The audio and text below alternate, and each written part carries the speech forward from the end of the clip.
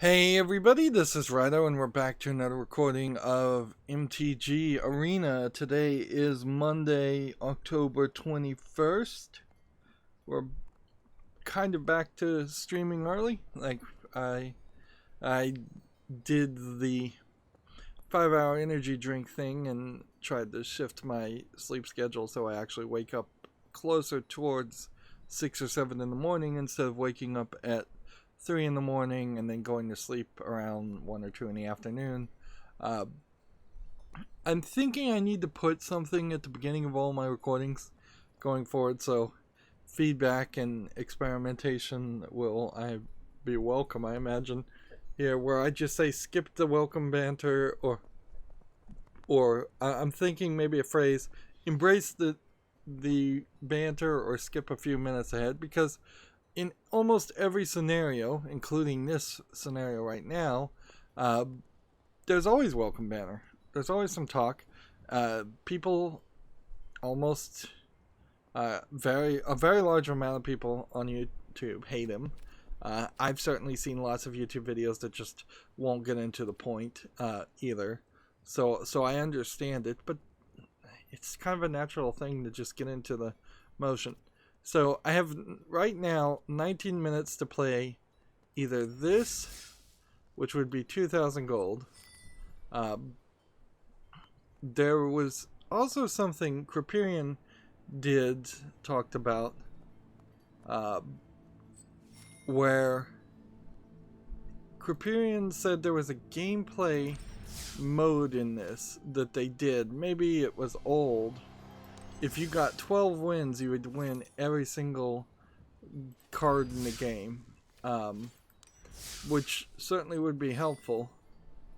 But I'm not seeing that mode, certainly. So, and we did this and we failed miserably. So, we're still not there. So, I don't know if there's some other mode still around here. Let's see, traditional. Let's see what this would be. A traditional draft gives 6 packs, where Eldraine Constructed is what we just looked at. Standard event gives you 3 card packs. Like, I can understand why the game didn't want you to play all these modes. This only gives you 2 packs. Like, so this must have been something that was either a special tournament that was just not available to everybody, or something else, because yeah, there's nothing anywhere close to that generous. I also learned that there is duplicate protection in the cards.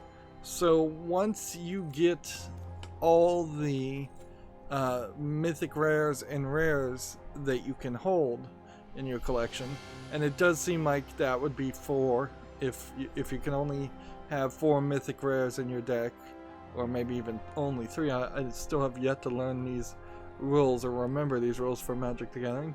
But once you have the max mythic rares and rares, you just don't get any more. You just start getting more commons and uncommons, which there is no duplicate protection in the commons and uncommons, but there is a secret 400 chest. So once you get extra duplicates of the commons and uncommons, they give some kind of point value that's hidden to a chest that opens and gives you some special cards. There is no dusting system. I've confirmed that. So you're just never going to get rid of your cards. You're just going to constantly go forward. Interesting idea. I think it might work. I also found out Eldraine basically started maybe a week before I started playing MTG Arena, which means I missed the core 2019 mastery, and that's kind of it. So I'm very lucky where I am as far as this. I've also found out that there's 750 gold daily quests that we can reroll. on top of the 500 gold daily quests. So that's something to take from it. And we have 10 days, so this Friday, pretty much, I have to play this, this something. I have to see if I can at least get some kind of reward there, and hope the reward is worth it. I may not even have enough crystals, come to think of it. Because, like, to get to this, you must play this season to receive season rewards. So if I look at all the things, play, we have ranked draft, which would cost 750 gold. I have to assume that that's what it wants us to play, is ranked draft. Yeah, that's all I can really assume, and hopefully I'm not wrong about that, because if I play ranked draft and it turns out that it was something else it wanted me to do, that would suck. But yeah, the fact that we have 13 minutes remaining on these probably implies to me these are going to cycle out into either a new week of these or something different, just to keep it slightly interesting. Alright. I really haven't changed any of the decks or anything. I'm still looking for feedback, but I think by the end of this week we will be just trying to use our wild cards to make the land cards. The special land cards probably are the best improvement. I'm gonna learn for the moment. There's still an incredible amount of learning to be done. Let's just be honest with that. Way more than I think even Hearthstone, because I think when you get down to it, Hearthstone's setup was not leaning on decades and decades of concepts and elements that could shift things around. So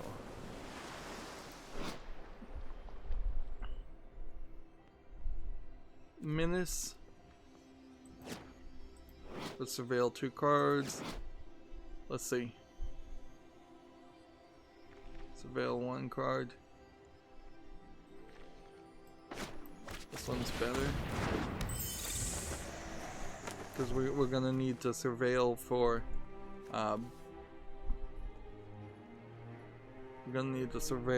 land. But surveil also means that if I don't take the card on top, I toss it in the graveyard. So is there some strategy in this? Yeah, to toss something strong in the graveyard.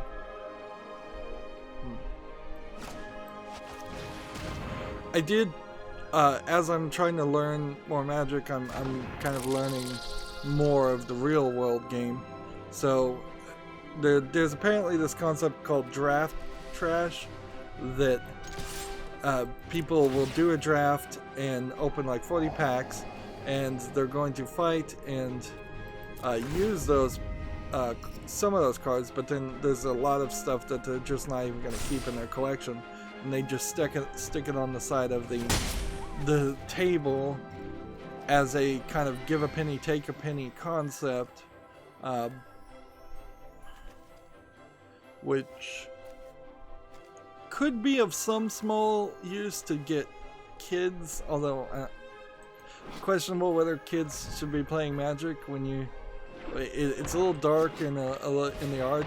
So I'd say a 10 or 11-year-old who's precocious, a 12, 13-year-old on average would be all right. But what? Yeah, that didn't help too much.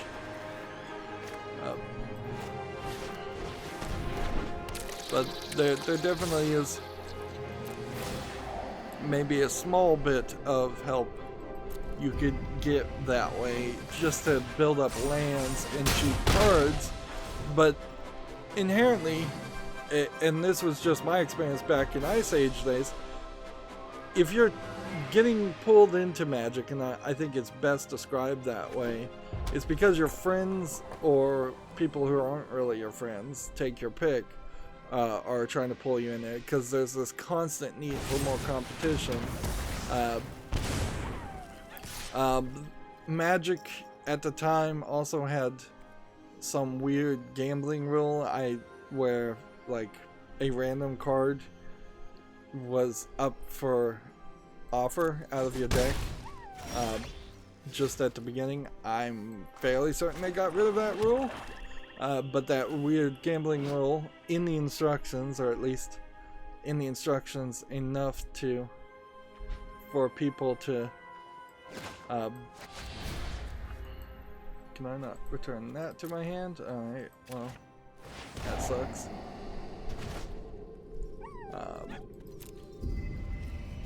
That encouraged people to take advantage of other people and young kids. But even without that gambling element, there is this issue where if you're bringing in a new kid to Magic, you're bringing them into kind of a world of pain, unless you can get a group together and you can say this is a group of 20 new kids, all new to Magic. We're all giving them a starter deck, which I think they sell, but they're really expensive. Even like I guess that would be a core deck. That'd still be really expensive, and let's face it, when kids have cards, they're likely to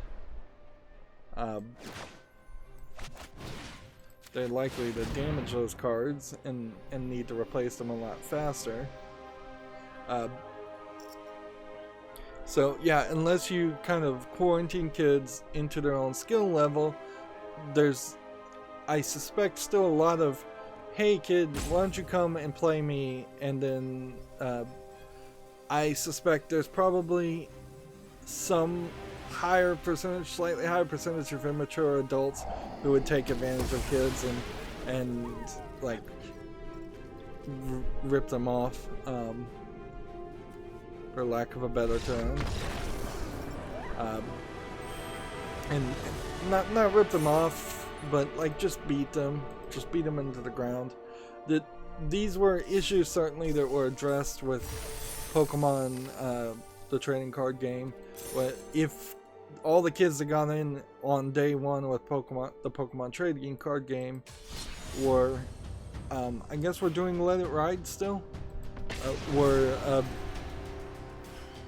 all new to the game. They were all on the same play field. When you have decades of Magic players now, the play field is not even by any means. You either have people that are new to the game and they may have been playing it for 10 years and still be considered new to the game, or you have people that are very, very old to the game. And you eventually, as unfair as it might sound, when you have this kind of situation, you eventually just have to start shoving some people out of competition, forcing them into retirement. Just say, like, I know I did archery for a while, and one of the problems that the archery club I was in had was the old timers in archery were winning over and over again all of the tournaments, and well, most of them destroy a target creature with converted mana cost 3 or less.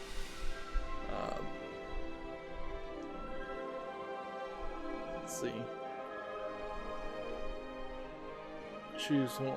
Just return target feature.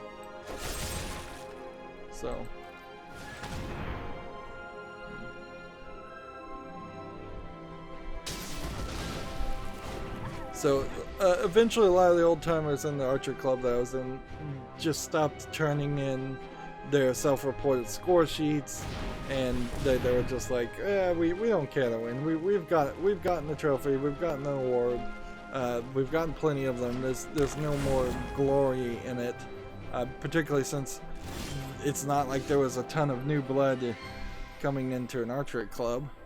But there are some perhaps slightly immature people that were adults that were still turning in the card, and it was a spirited discussion in the small part what to do with the particularly one or two people that were winning every single time.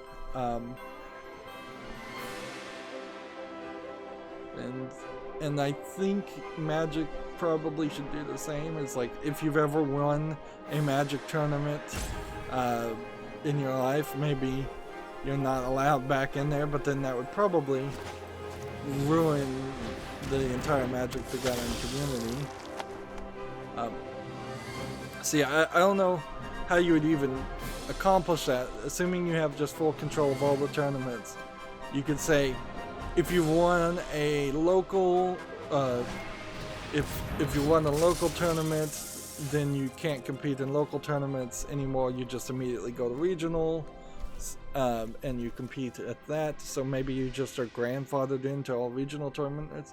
Of course, that would make all regional tournaments like way bigger, but it would also disenfranchise local players. People who played at the local level, because let's see what this does. Does this want to defend or trample? Whenever you surveil for the first time each turn, deals 1 damage to each opponent and you gain 1 life. Okay. Yeah, if you can't play at local tournaments, then you wouldn't play as often, or you'd have to just play friendly games. Then you could go to regionals, and then if you beat regionals and you go to like a statewide tournament, then you wouldn't be allowed in regionals anymore, and you'd just always be grandfathered into statewide. But then you'd play even less, so you probably wouldn't be as good. Like, maybe there's something to that concept, and same if you win regionals, then you go to like a national tournament, and then same if you win national, you go to a worldwide tournament, and you're just always invited into that. But then that would mean in competitive play, people who had won worldwide, the 1 or 2 people, I mean the top 3 that placed, even, it would be a small number of people, but it would help kind of slowly cycle out the best of the best players. I'm not sure anybody would like that, but it kind of works. I don't know. So, like, I don't have an expert, a solution there. That would be my experiment, at least, is just limit the top 3 placing of each tier of tournament, so that those people are automatically returning victors that come back, but then they are not allowed to play in the local challenges because we want new winners, new names. It would create this potentially ever-growing list of people that were asked back to global tournaments, and eventually you would have to change the rule. Like, you'd have to shift some things around, because if you kept it that way for 10 years, you'd have 10 years of people who won one global tournament and are still coming back But 10 years of the top 3 placing global tournaments, if they were always different people, would still really only be 30 people that you're asking back, of which some, you have to assume some amount of people won't want to come back to show that they don't have the ability to win. Alright. Let's play this.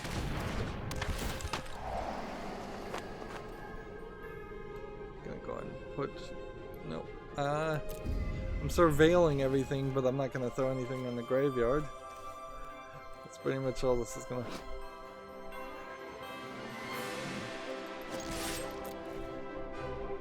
What does this do?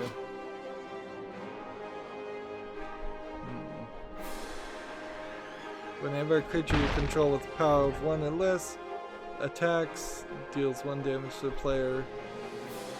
Okay, well, Planeswalker. Good to know.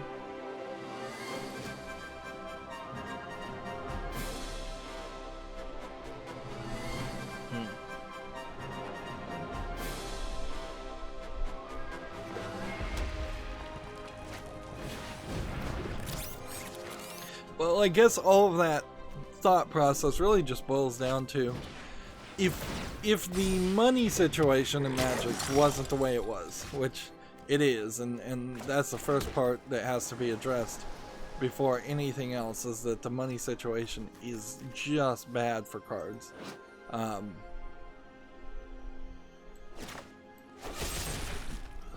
But if it wasn't the way it was, and I really was going to play Magic in the real world, which also would kind of center around the idea of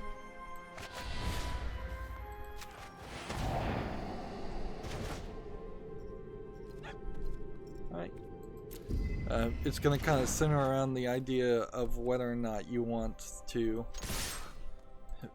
whether I would want to go outside, frankly, and not be playing video games, but instead focusing almost all my time playing Magic.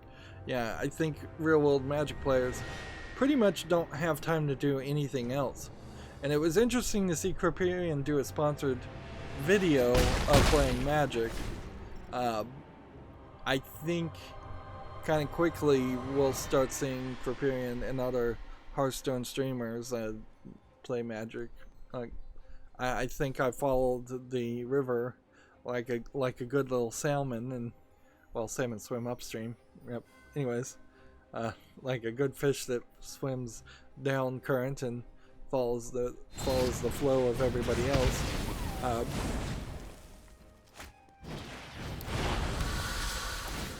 But yeah, I think we'll see a lot of Hearthstone streamers starting to move to Magic the Gathering, probably faster than I did.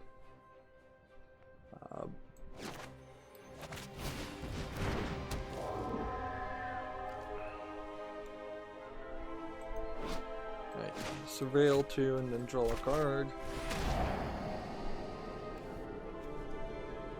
Yep, I'll take that.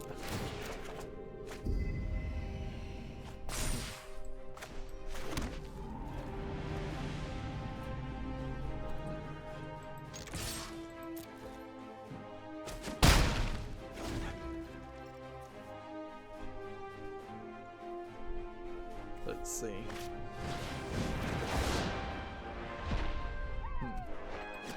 What did you just exile?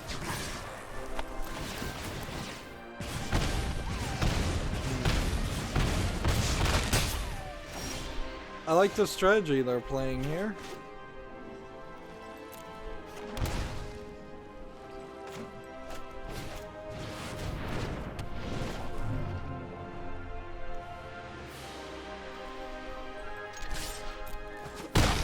I like this fire strategy of trying to do damage to the head.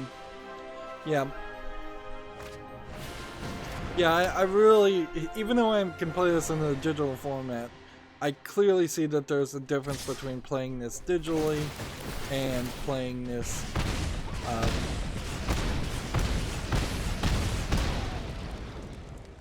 interesting. He really did take me down.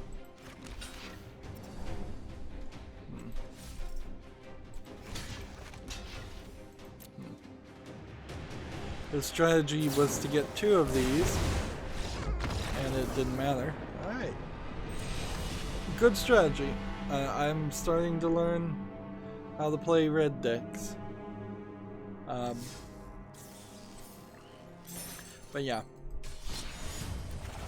I'm see a big difference here. Here's an imported deck. That I think I tried to import, but clearly I'm missing something with that. Or I was able to import it, but it's not something you can play in standard Reiki anymore. Yeah, I tried to look up good starter decks or something, and there's kind of nothing. Unlike Hearthstone, where the cards, there aren't so much variety of cards, here I'm really just going to have to learn what I have and use what I have. Or you whale it, and that is the other option, is to just whale it and let's see. This is probably a mulligan, because you want something first hands, don't you? I don't know. Maybe you don't. Maybe it doesn't matter that you can't play something on the first turn.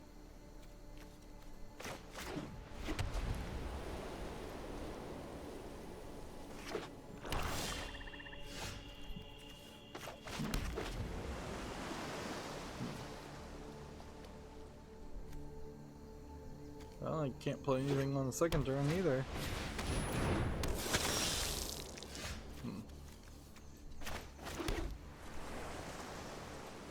See. Gain 2 life, draw a card. That's fine by me.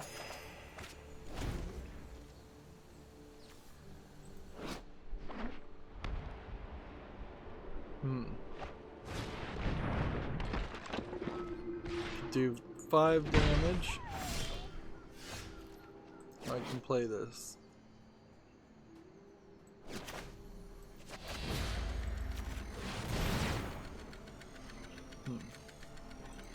Whenever you cast an enemy spell during your main phase, you may return this to the owner's hands. Alright. Sure, why not? And then this is a full draw cards, heal yourself deck until you get to something, I think. I think that's the strategy going on here.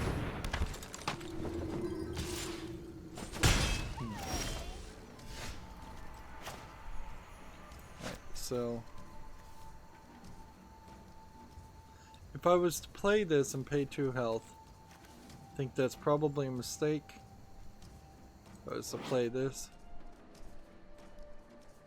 Yeah, I think this is the better move.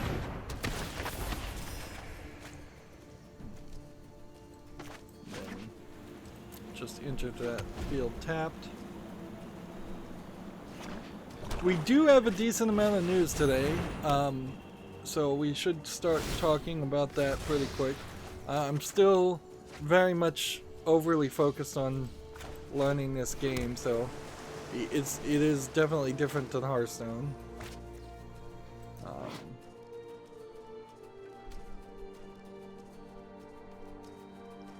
Let's see.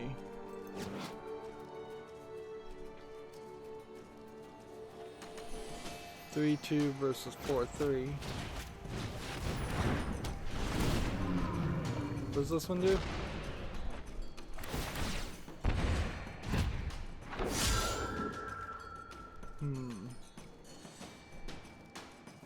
Sacrifice. When did this get played?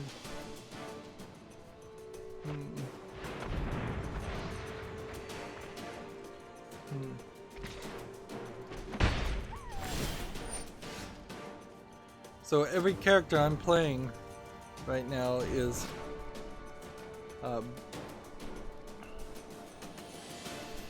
it's just being sacrificed.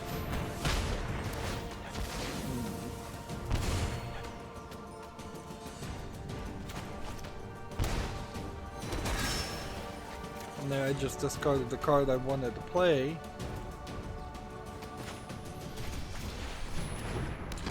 So the other game I've been playing is Ukulele, which is like a 2017 Banjo-Kazooie clone. And I think at this point I would call it that. I'm kind of glad I didn't read any reviews for it and realize or hear how bad the game really is in the later part, because I was able to get a small amount of enjoyment out of it first. What is this? 4? Why do I have 4 of these?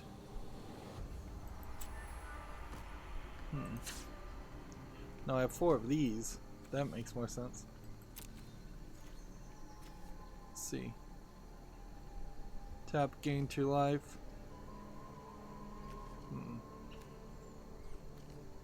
Next, all attack.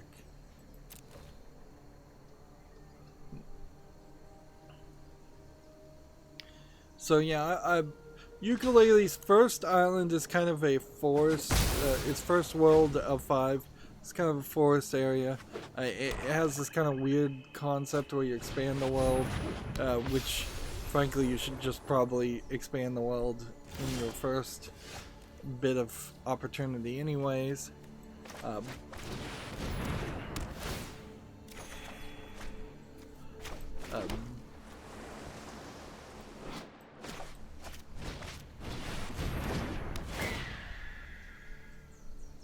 Let's see.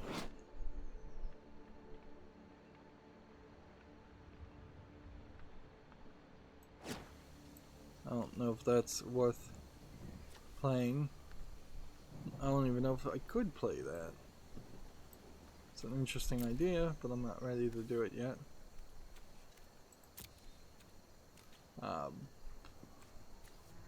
Both of these would cause me trouble. Gain 2 life, draw a card, then discard a card. There you go, we'll just gain 2 life. And then no attacks. But after the first tropical world, the second world is a nice world with a large water section. The water section's not really even the big problem. The bigger problem is there's this isometric section where you're playing a very different game from the 3D platformer collectathon that you'd been playing up until that point, and it is just a huge amount of that level of the second world. Then the third world is a terribly put together, terrible level designed swampy marsh that's ugly to look at. Each of the worlds have these minecart races that would have been fine if they weren't just so high challenging in the number of gems you have to collect. They're a la Donkey Kong Country. But yeah, there's just kind of a big problem there. Let's see.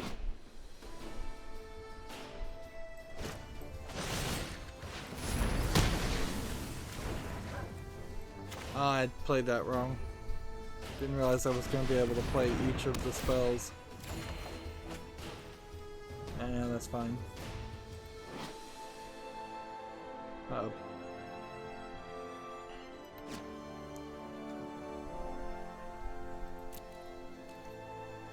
Do I want to heal? Yes, I think I do. Draw a card and then discard a card. Nope. Next. Attack here with that one.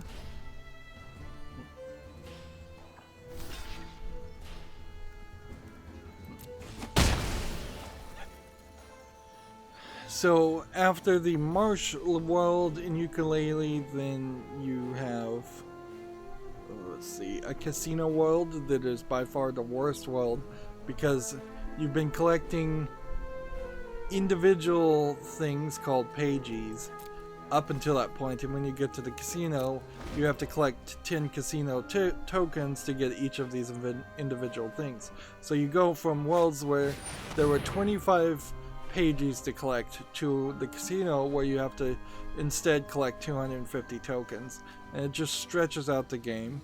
There's a quiz section that's, I suppose, supposed to be a reference to Banjo-Kazooie. Let's see. Might as well use this ability while we're here. And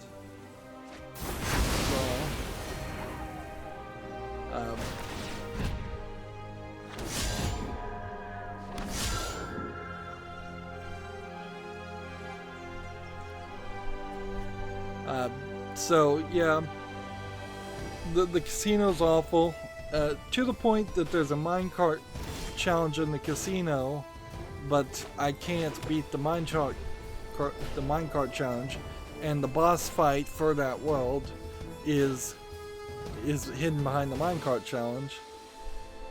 I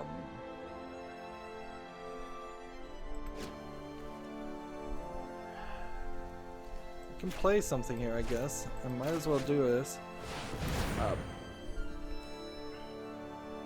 So I can't even see the boss in the casino section, and then the final section is kind of a seafaring section in space,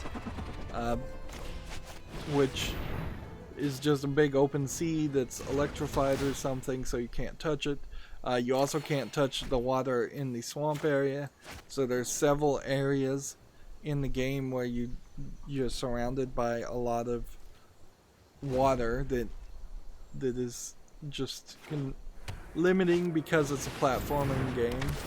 But then if you play the game the way I did and got all the abilities, you're not going to be limited really by much, because you will be able to fly around anywhere you want to go. Of course, the problem then starts to run in with that, starts to become apparent, because you have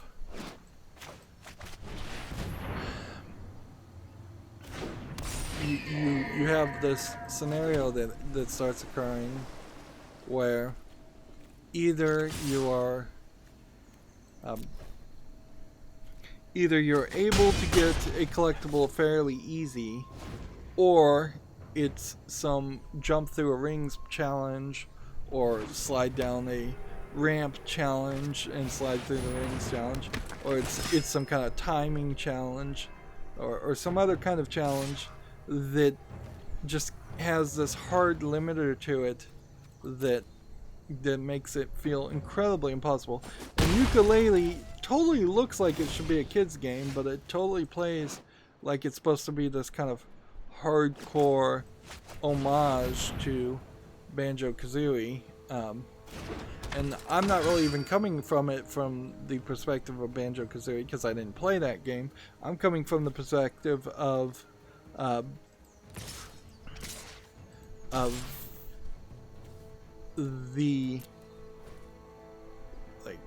Super Mario 64, and comparing it to Super Mario 64 is just, it's just terrible.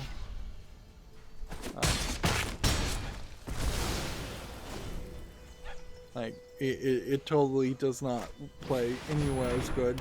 Its controls are not tight enough. It doesn't have a nice long jump, both of which those things would be useful with. So you kind of move slow and awkwardly. Gain 3 health and draw a card.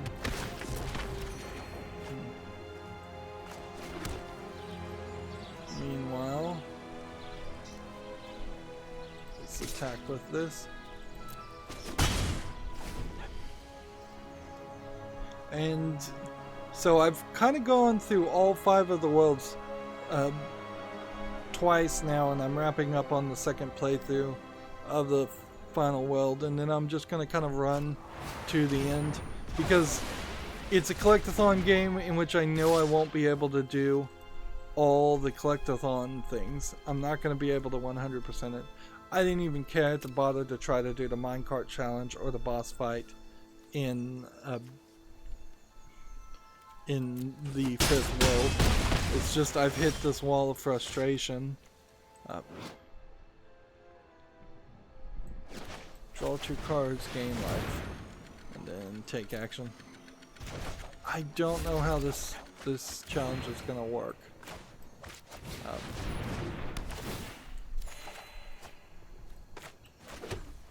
Let's see. Never gain life.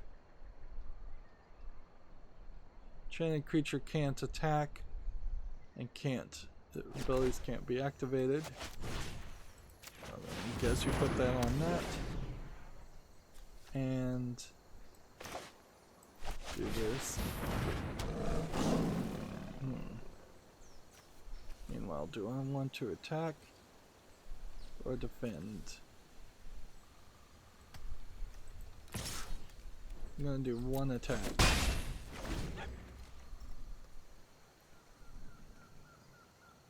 So yeah, it started alright. The game started fine for the first 3 or 4 hours, and I suspect that is in part why we have it has a 74%, Ukulele has a 74% mostly positive review on Steam, because honestly, looking at the negative reviews, it's like, yeah, I see the problems. Maybe this is the problem with Mario 64 and Banjo-Kazooie games always. Maybe they just were never in a good position that it was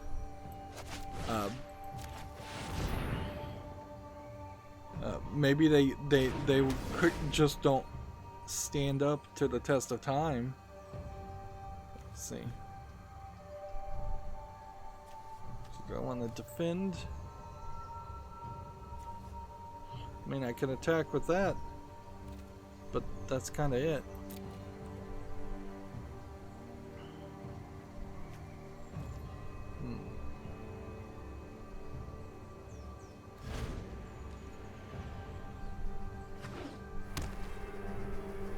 So, yeah. Problems. Problems to say the least. Could probably use that to kill that guy on that thought. So, he's got like no cards, so.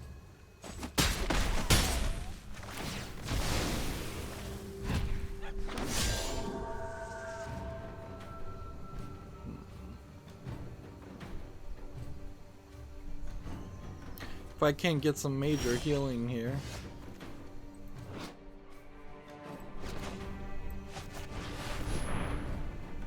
Can't be blocked. Does that help any? Not really. Like, I guess this could block that.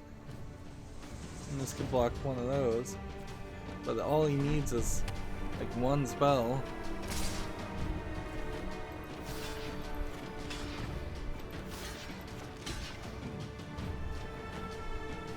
Yep.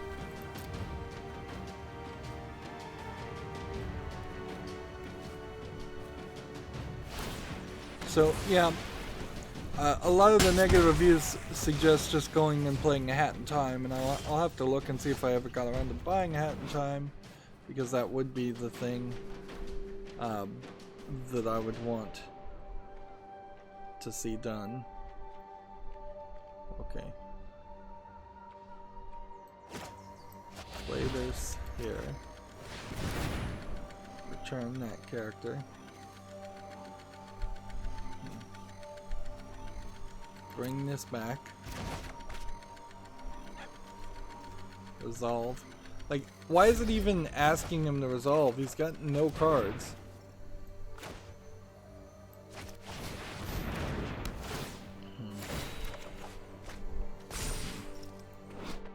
Creatures you gain indestructible until the end of the turn. The dynamic this caster in your main phase, put a 1/1 counter for each of those creatures and they gain vigilance until the end of the turn. Okay. Sure. Why not? Buff that up. It's not like I'm really anywhere close.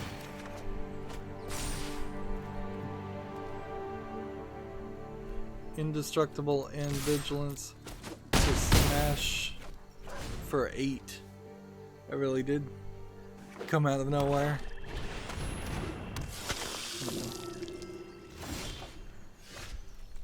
Alright. Draw 3 cards. Scry 3 cards, then draw 3 cards. Play this first.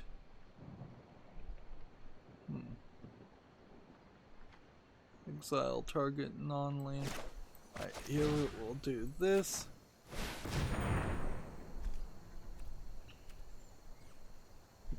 You can't do anything. There's like no ability other than sacrifice yourself.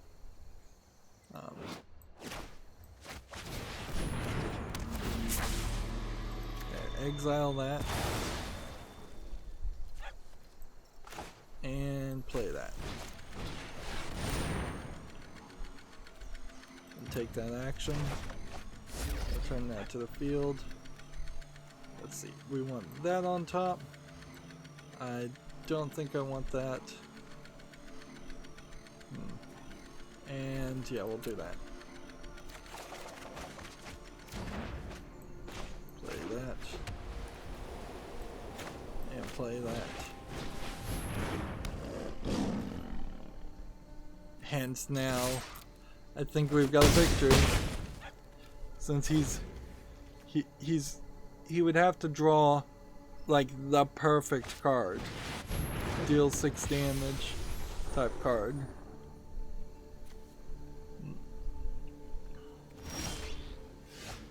Right.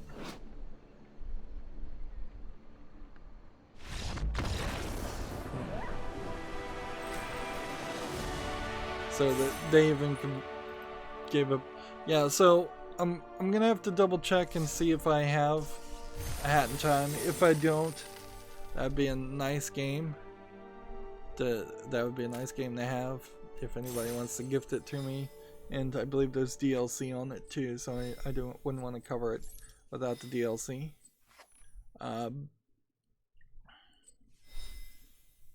So yeah, we're just playing. We're continuing decks that win, even though that was a awkward and slow win. But yeah, I'll finish a Hat in Time I think later today, and then I need to do some scheduling and get some videos off my hard drive, because for a second there it felt like I had screwed up so terribly that I had actually lost footage. And my computer had just not popped up, your hard drive is full. Like my hard drive was full, to say the least, but it didn't seem like it was caring to tell me that.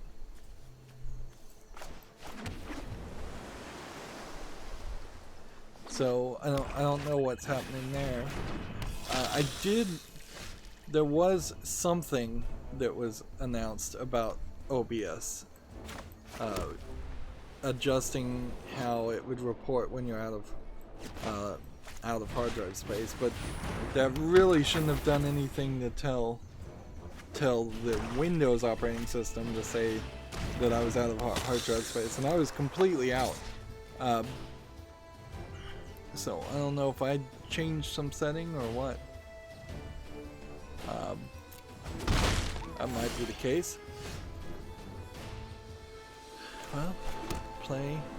I also found out you can drag cards if you just want to do that.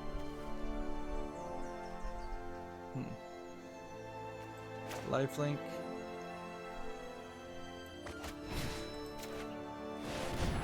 We have nothing better to do, so we'll waste that card. Probably should have just waited a turn.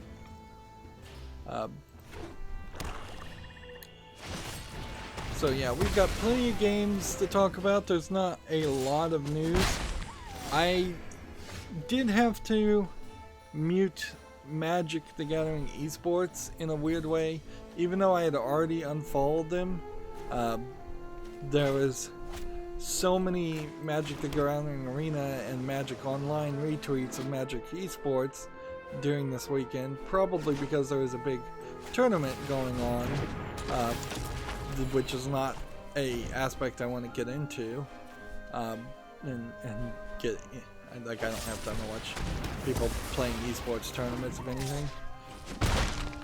But so I had to mute them so that the retweets from other people didn't still show up in my feed.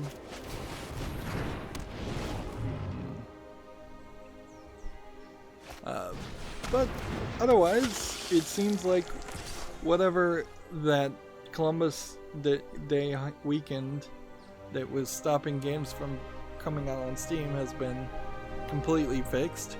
So we have a decent amount of games. Do I want to defend? No. Right, so this one.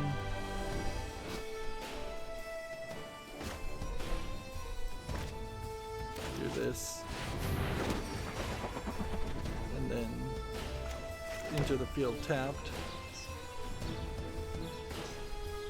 And I could attack, but it would block, so I'm not going to. So let's start covering the news. Yeah, and we'll just go in order. Gamatsu has an article here for the PC, Switch, PS4, and Xbox One, everything.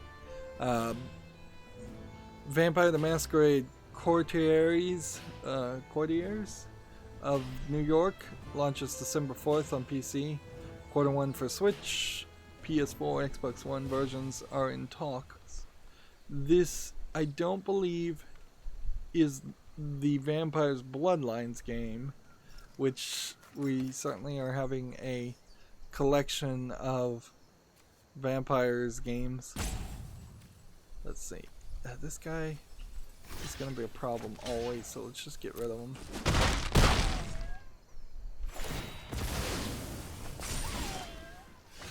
And whenever you gain life, this buffs up.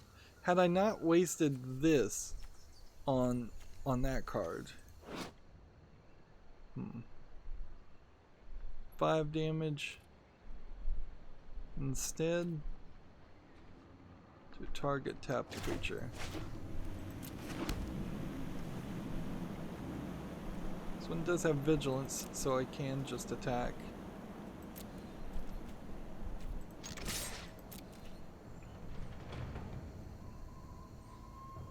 So this is an instant spell. It's just gonna keep on asking me, right? So just pass. I'm back to auto passing. Yeah, if you don't have to auto pass, is there a way to just automatically auto pass? That would be crazy. Show phases, pass turn, pass until response, enter. So I might have to just is there a shortcut maybe I could do on my keyboard that would change things? Yeah. There probably is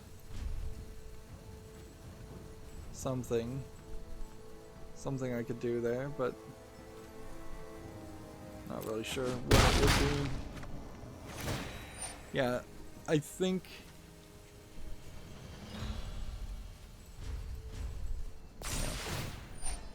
if I just hit enter, let's just try this.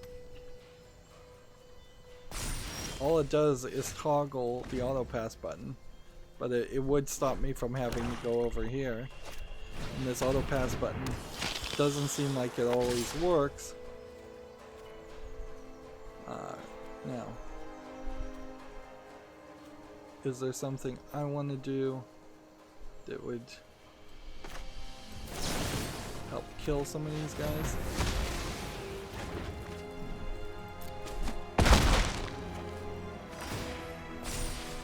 I'd probably be winning right now had I not wasted that card.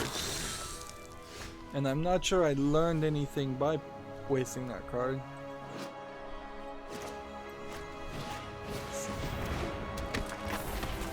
There it is.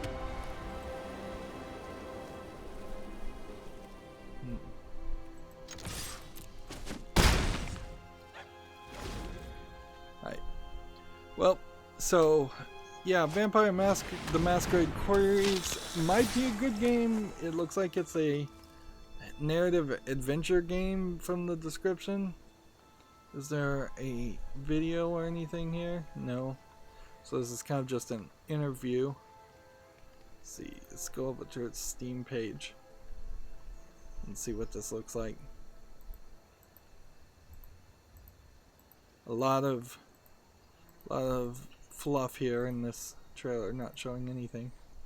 So yeah, this is a visual novel according to the user tags, and I would agree with this. This is a Western attempt on a visual novel, which we probably need more of that. But lifelink, block that, and then that's pretty much all we can do. And then we'll lose. I wouldn't be upset with doing a Western visual novel. The right thing to do would be to play an Eastern visual novel first, by far. But I really wouldn't be super upset if I tried to bounce it around and try some different things. This will be our last game.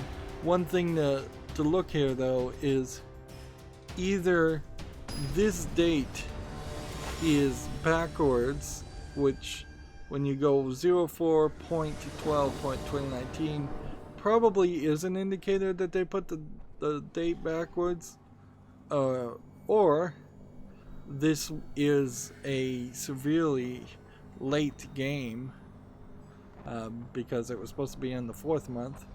So December 4th, when we were looking at the article, it says December 4th. Yes, so it is a case of they just put the date backwards. Let's see, what does this developer have otherwise? Serial Cleaner game and soundtrack bundle, but not the game itself. And something called Ritual Crown of Horns, which looks like a Western top-down twin-stick shooter. Alright, let's come over here and make some decisions. I'll keep all 7. So I'll put Vampire the Masquerade Quarries of New York on the fall list, but I don't know. Like, Vampire the Masquerade is known for being probably one of the most popular, if not the most popular, live-action role-playing games, but it is still a live-action role-playing game, so it is in a category of nerddom that is even beyond something that I'm familiar with and would really spend any time with. And that's coming from somebody who's playing Magic the Gathering digitally.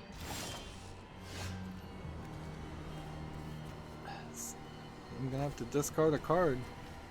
Well, let's see. Destroy target card. Let's see.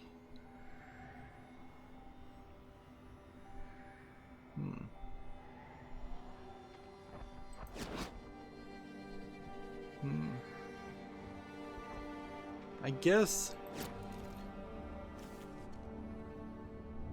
I just have to discard this. Next we have a Gamatsu article. Crusader Kings 3 has been announced for PC.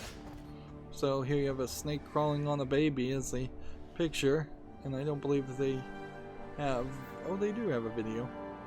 I think Crusaders Kings is a real-time strategy game. So, I feel like I've heard of the series, but it is really just in a mess of other series. Yep. According to this screenshot here, this looks to me like it's a top-down strategy game, real-time strategy.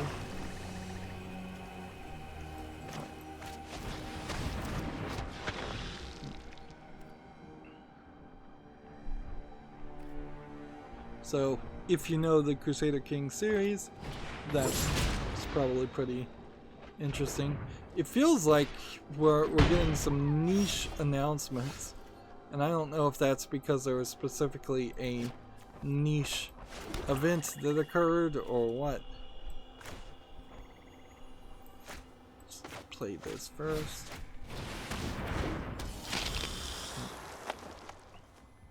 Because the next article we have from Gamatsu is for the PC, PS4, and Xbox One. Werewolf the Apocalypse Earthbound has a reveal trailer. It's due out for the consoles and PC in 2020. And usually when we're talking Gamatsu articles, they're getting their sources a lot of time from presentations. So I wouldn't be surprised if there was just a presentation that covered all of these.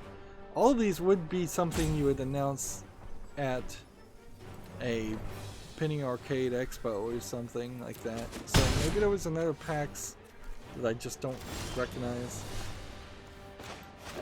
We've got this. Get that.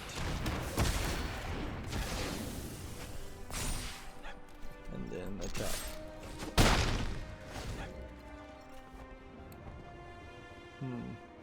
So this little yellow logo here, I've recognized now, is an indicator that something has an effect.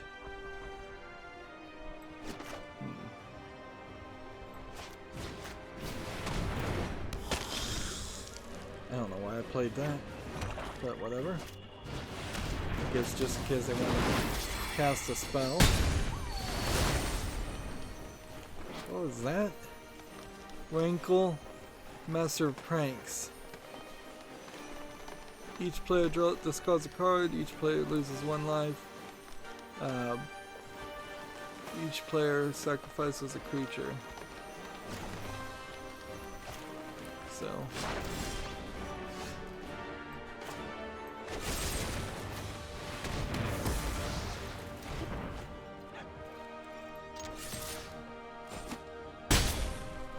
that was probably the right move. Let's see. Play one of these. Choose it. Do I have a 1 mana cost creature that I could play? Apparently it thinks it does. Do I have a 2 mana? Like, I have no idea.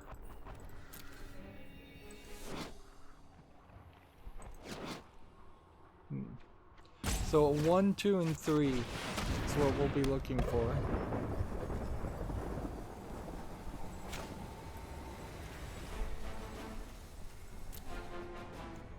Let's see.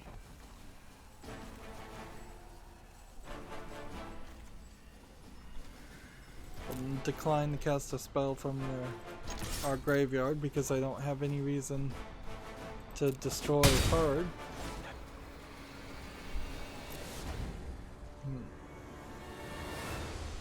We'll see if we can do this. So what does this do? You may play the top card from your library. Alright. Cancel. Don't do that. Decline. Put it on the field. Now destroy this.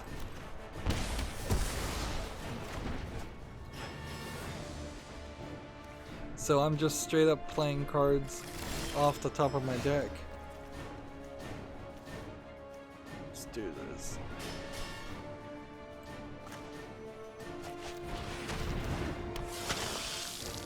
Sure, play that.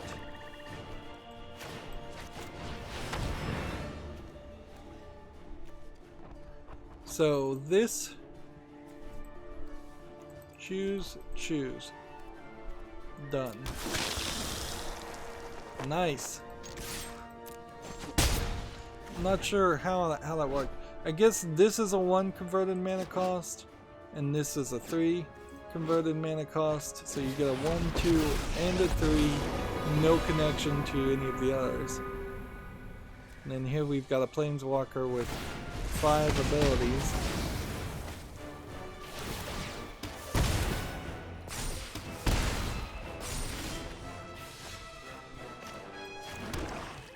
Let's see.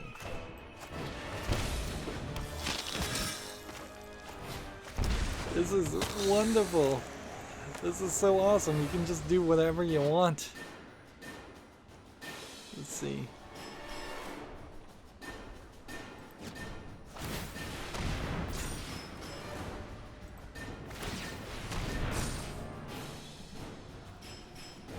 I'll attack and see. Do I want to kill this guy? Yeah, I do, because I'm just take out the planeswalker, and then we have more control.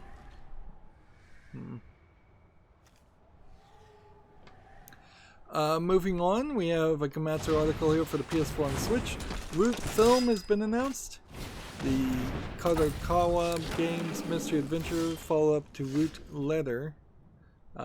This image is weird because you have this character who's holding the clapboard and his arm is going behind this female character, and they both kind of have the same color shirt. I would have made a different decision there because it does not flow visually. It makes it seem like there's just this extra hand on the character. And she's leaning basically in his lap. Which I'm fairly certain this Root series is a horror series. We're so zoomed in on these pictures. Like, this is really high resolution imagery that we'll come back to it in a second here. I'm gonna only play that too, and then play that and play that. I forgot I could do that. Oh, come on.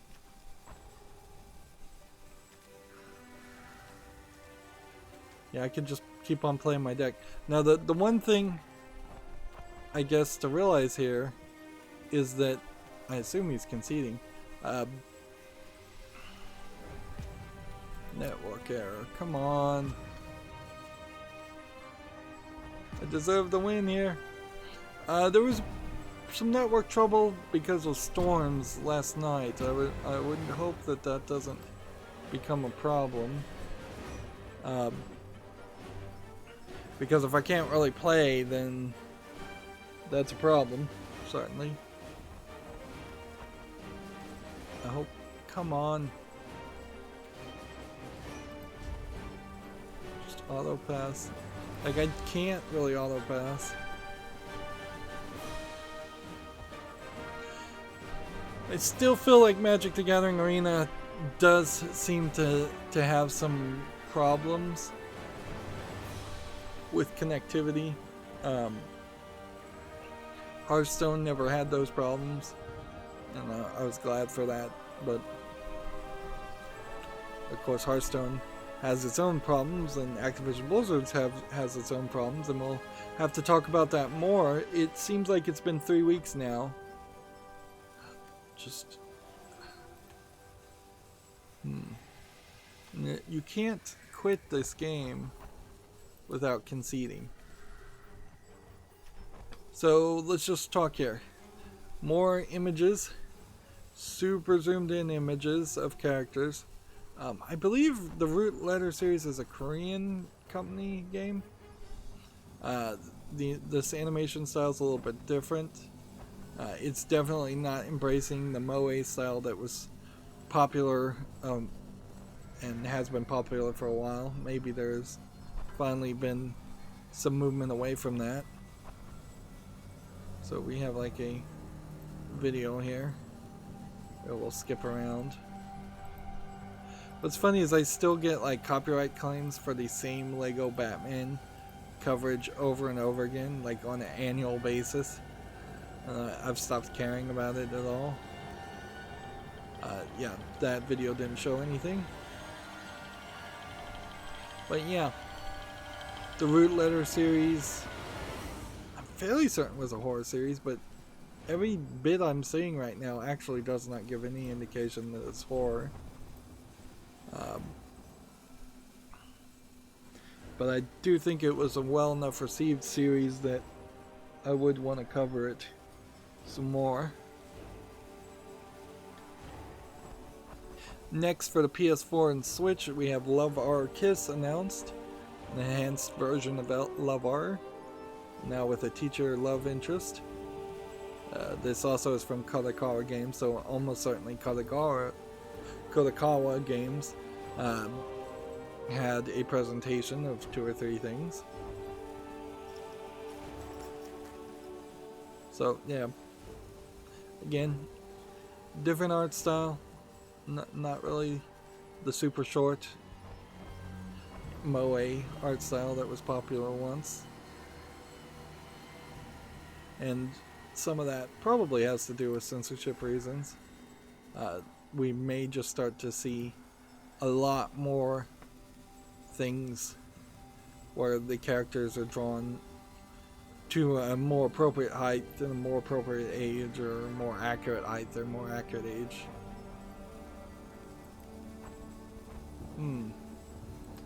So how long do you sit here? I guess as an experiment, we will sit and see how long it takes, but honestly, if you've had network problems this much already, and I was about to win too, the game should kick me out. Like it should say network trouble, you lost, or it ended in a draw, or something like that. It shouldn't just keep on trying, because for all we know, this guy is running some kind of lag machine and messing with the network on his side, and that's affecting me. And more than likely, this guy has been allowed to finish and win the game, and I'm just left sitting here with nothing.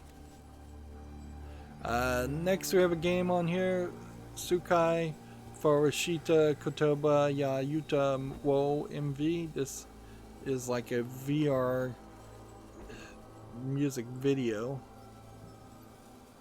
of a virtual idol, which we've seen bits of this in the past. It's pretty low effort, and virtual idols are basically an attempt to remove all talent from the arts of music and singing and dancing. So this would require VR. It's free to play, so the price is right. Full audio Japanese and apparently subtitled, but then like 1 achievement for having watched everything. And clearly this is just promotional material. And maybe Valve should think about not having something labeled as a game when it really is a movie in VR. If this wasn't a VR software, I think Valve would think very differently about it. But they either need a different section where here's music videos in VR, here's a music section.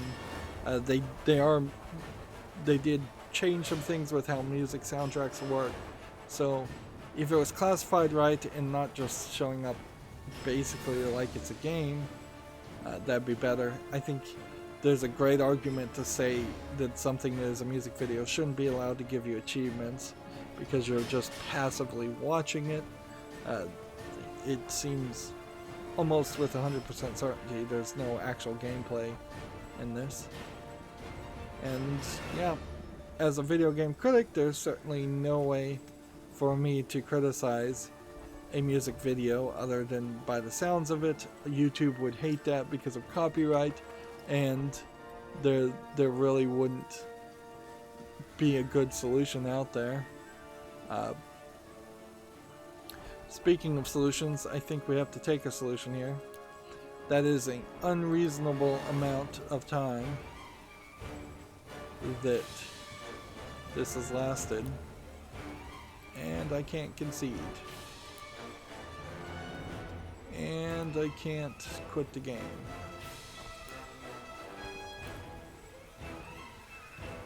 Okay, well, this is going to be a weird point to end the recording then. I'm hoping I'm not going to have network trouble, but I'm going to have to like Control-Alt-Delete this app and terminate it because it's just full on locked up. Like, I can't concede, I can't quit, I can't do anything. I am stuck in this loop. Well, that's going to be it for this recording. As always, I ask you to like, share, subscribe, comment, and watch every second of my videos.